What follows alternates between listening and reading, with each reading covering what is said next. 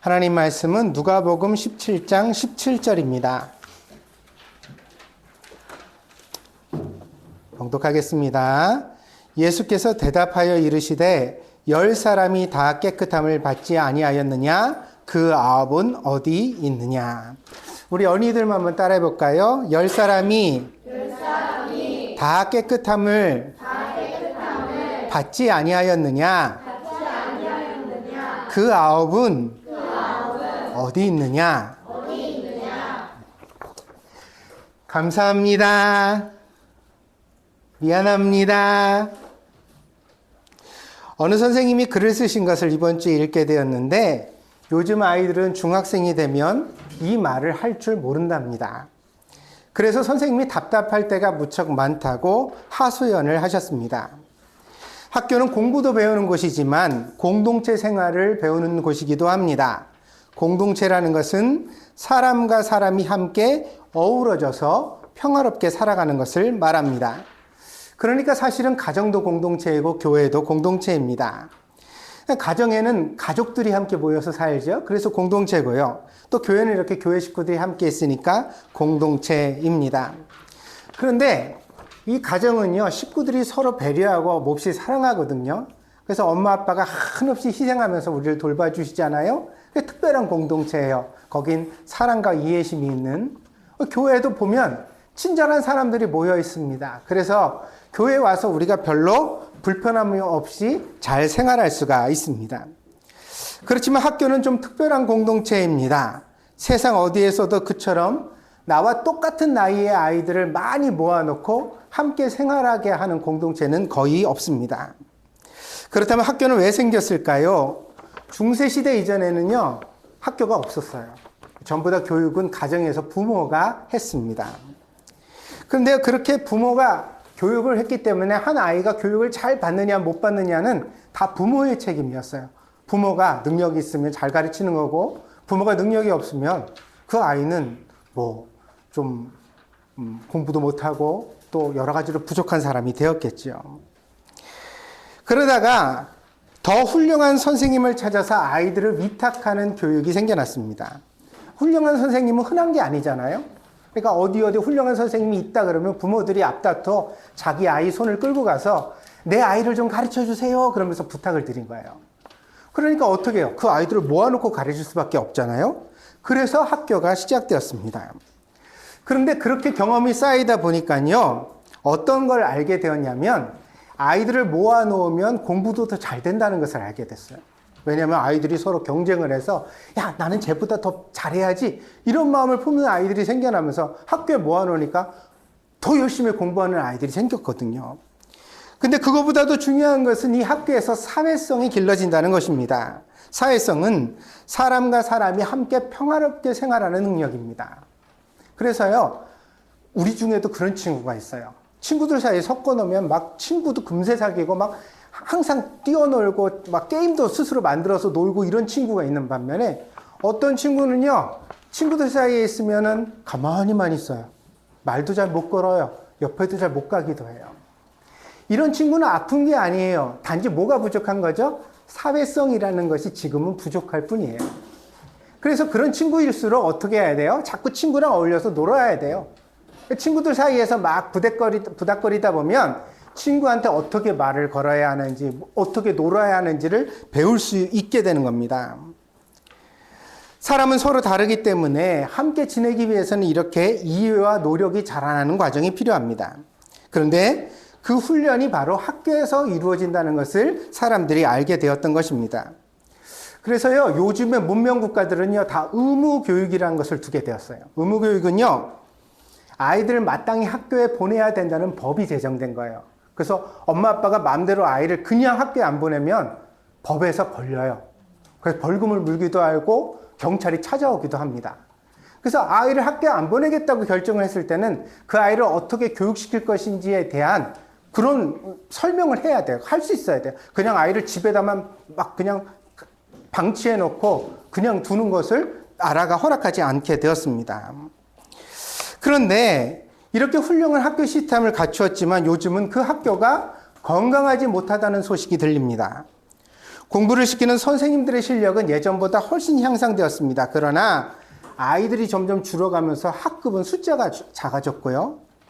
아이들은 학교도 다니고 학원도 다니면서 학교를 그렇게 중요하게 여기지 않게 됐어요. 학교를 꼭 가야 되느냐 이렇게 생각하는 아이들도 있어요. 더군다나 어떤 아이들은 집에서 올바른 매너를 배우지 못해서 학교에 와서는 방해가 됩니다. 바른 매너를 배우지 못하고 공동체에 들어오니까 어떻게 해요? 막 수업 시간에 막 돌아다니기도 하고 계속 화장실 간다고도 그러죠. 누구 옆에 친구 쿡쿡 찌르고 때리고 물건 집어 던지고 욕 쓰고 이런 친구가 하나 있으면 학급이 엉망이 되잖아요. 그래가지고 점점 학교가 힘들어지는데 심지어 선생님들이 이런 아이를 마음대로 야단도 못 쳐요. 야단 치면은 막 엄마 아빠가 와가지고 항의도 하고 뭐 어디 경찰에 신고한다고 하고 이러니까 이런 아이들로 인하여 학교가 진짜 엉망진창이 되고 있습니다. 아이들은 꼭 학교에 가야 하는지 의심을 품게 되었습니다. 목사님 어릴 때만 해도요, 열이 뻘뻘 끓어서 막 40도 열이 나는데도 가방 메고 학교에 갔어요. 왜냐면 그때는 그렇게 학교를 가야만 되는 줄 알았어요. 근데 지금은 여러분 아프면 학교 가야 안 가요? 어휴, 병 걸렸는데 친구한테 옮겨주면 패 끼치는 거잖아요.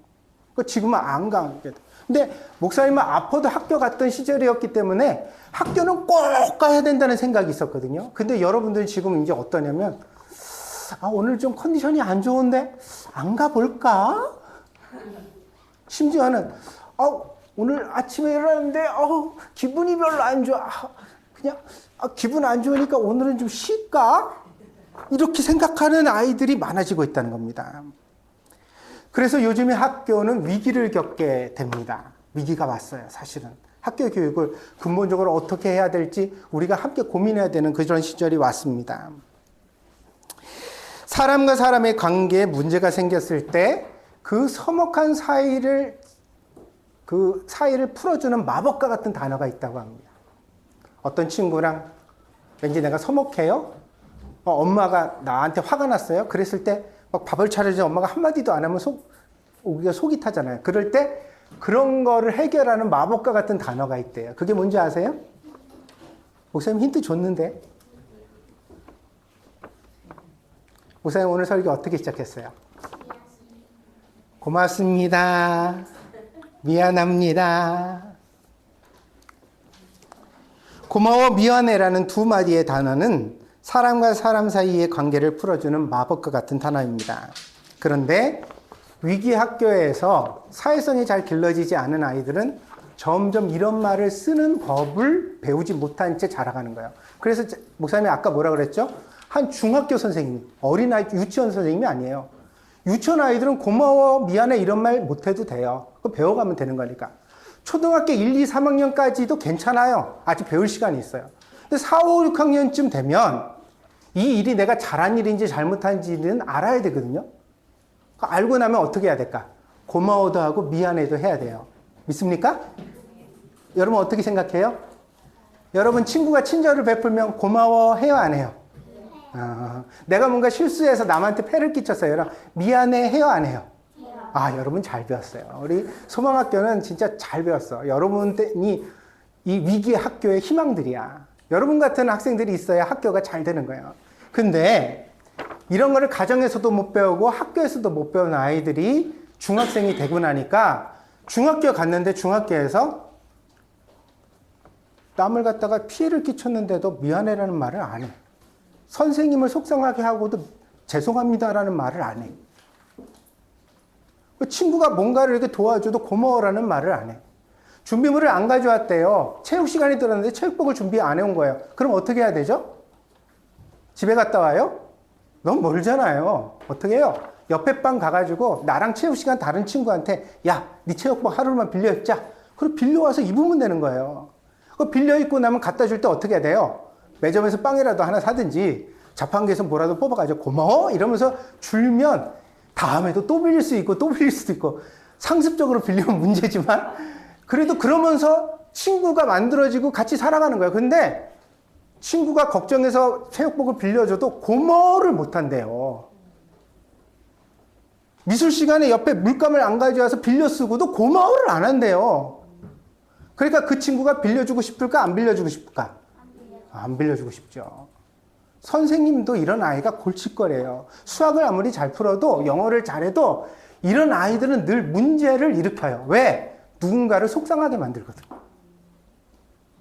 짝꿍이 얼마나 속상하게 속이 터지겠어요. 같이 옆에 나란히 앉아 있는데 맨날 뭐 떨어뜨리고 흘리고 내 책상에다 막 어질러 놓고 이랬는데도 미안해 고마워도 안 쓰면 걔랑 친구하고 싶겠냐고요. 근데 여러분 각오를 하셔야 돼요. 왜냐하면 요즘 이런 애들이 많아지고 있대요. 그러니까 여러분도 만날까 안 만날까? 만날 수 있어요.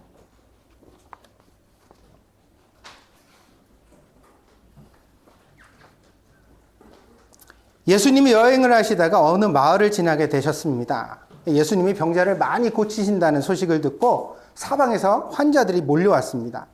그 중에 10명의 나병 환자도 있었습니다. 나병은 옛날에 문둥병이라고 했는데 아주 끔찍한 병이에요. 병균이 사람 살에 파고들어가지고요, 이 신경이랑 살을 갖다가 막 썩어가게 만들어요. 그래서 옛날에 나병 환자들은 어떻게 됐냐면 약이 없었어요, 옛날에는. 그래서 나병을 앓다 보면 코도 떨어져요, 이게. 코가 이게, 여기가 살이 이게 다 헐어가지고 이게 떨어져 나가요. 코가 구멍이 그냥 뽕 하늘에 있어. 손가락도, 병이 걸리면 손가락도 떨어져 나가요. 너무너무 무서운 병이었어요. 지금은 약이 있어서 이렇게 안 돼요. 지금은 치료를 받으면 다 괜찮은데 옛날에 이 병에 걸리면 사람이 정말 끔찍하게 막 죽어갔어요. 근데 의사도 없고 약도 없던 시절에 이 10명의 나병 환자들이 예수님 소식을 들은 거예요. 아, 의사는 못 고치지만 예수님이라는 분이 죽은 사람도 살리신대. 그럼 우리 나병도 고치실 수 있지 않을까? 그래서 예수님을 찾아갔습니다. 이 병은 전염성이 아주 강했기 때문에 마을 사람들도 모두 다 멀리하고 돌을 던져서 내쫓았던 병이었습니다. 그래서 몸도 아픈데 가족과 마을에서도 버림을 받아서 상가들에서 짐승처럼 살아야 되는 거예요. 그래서 나병 환자들은 옛날에 굴에서 살았대요. 동굴. 산에 이렇게 구덩이 같은 거 파진데 거기 들어가서 비를 피하고 추위를 피하고 모닥불 피워놓고 지내는 거야. 그런 다음에 이제 가족들도 안 받아주고 친구도 안 만나주니까 밤 되면 몰래 마을에 내려와서 남이 이렇게 음식 같은 거 널어놓은 거, 곡식 같은 걸 몰래 훔쳐가지고 가. 농사 지을 수가 없으니까요. 그래서 몰래 먹고 간간히 살고 있었어요. 근데 이 사람들이 예수님을 찾아온 겁니다. 예수님께서는 나병 환자들을 보고 이렇게 말씀하셨습니다. 자, 이제 즉시로 제사장에게 찾아가서 너희 몸을 보여라. 그러면 병이 나을 거다. 안 믿어졌어요. 뭘 기도를 해주신 것도 아니야. 침을 발라주신 것도 아니야. 뭐 안수 기도를 손을 얹고 해주신 것도 아니야. 그냥 예수님이 말씀하시는데, 저기 저 제사장한테 가서 너희 몸을 보여라. 그러면 나을 거다. 그런데 이 나병 환자 10명은요, 이 예수님 말씀을 믿고서 그대로 순종했어요. 그랬더니요, 제사장에게 가던 길 중에서 몸에 병이 나았어요. 못 고치는 병이, 죽을 병이 나은 거예요. 예수님은 참 말이 안 되는 분인 것 같아요. 이 치료법은 과학적인 게 아닙니다. 합리적인 것도 아닙니다. 그러나 예수님은 하나님의 아들이시고 그 말씀에는 우리의 과학과 이성을 넘어서는 능력이 있어요.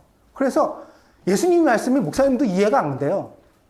근데 분명한 것은 예수님 말씀에 순종하는 사람에게는 반드시 기적이 나타난다는 거예요.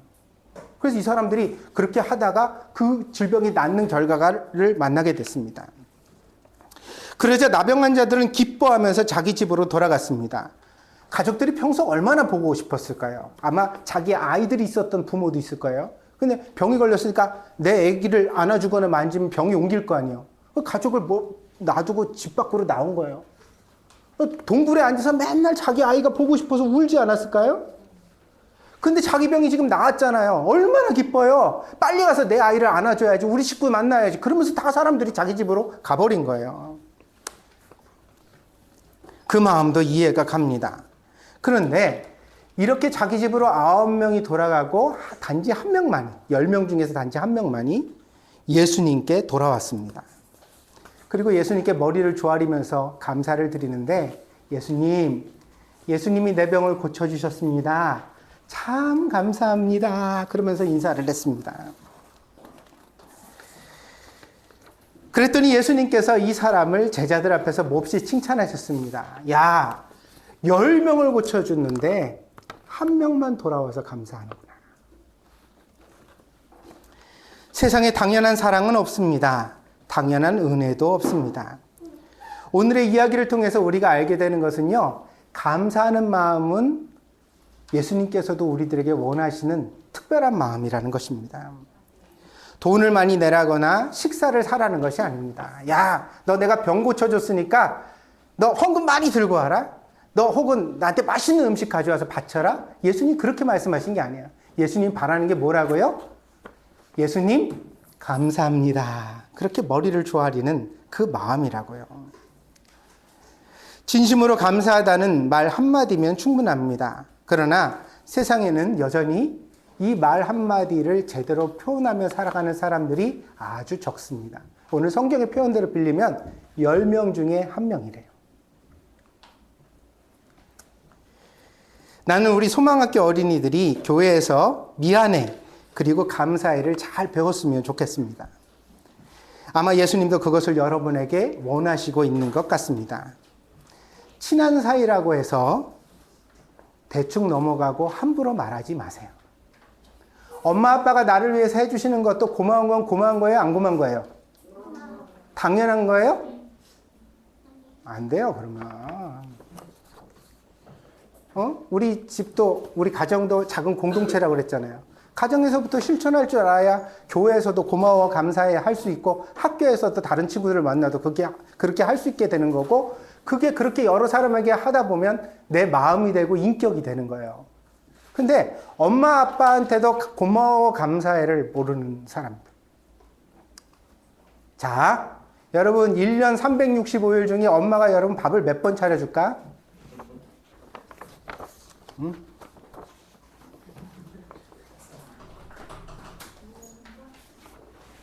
엄마가 밥을 몇 번 차려줄까? 365일 중에. 우리 엄마는 300번 미만으로 차려줍니다. 이런 사람. 신고해. 목사님한테. 그러면 여러분 냉장고에 있는 빵 꺼내서 따뜻하게 데워 상에다 올리는 것도 1년에 600번, 900번이면 힘든 일이에요? 안 힘든 일이에요? 힘든 일이에요. 사실 힘들어요. 근데 그걸 맨날 엄마들 만나보면 목사님 여러분도 엄마를 다 만나보거든요. 맨날 고민이 그거야. 오늘 반찬 뭐 하지? 오늘 반찬 뭐 하지? 아, 어저께 고기 먹었으니까 오늘은 생선할까? 오늘 나물 무칠까? 오늘은, 요즘 애가 브로콜리를 안 먹는데 브로콜리를 어떻게 하면 맛있게 먹게 해줄까? 목사님 무슨 얘기 하고 싶은지 아세요? 알아요? 얼마나 고마운 일이에요, 이게.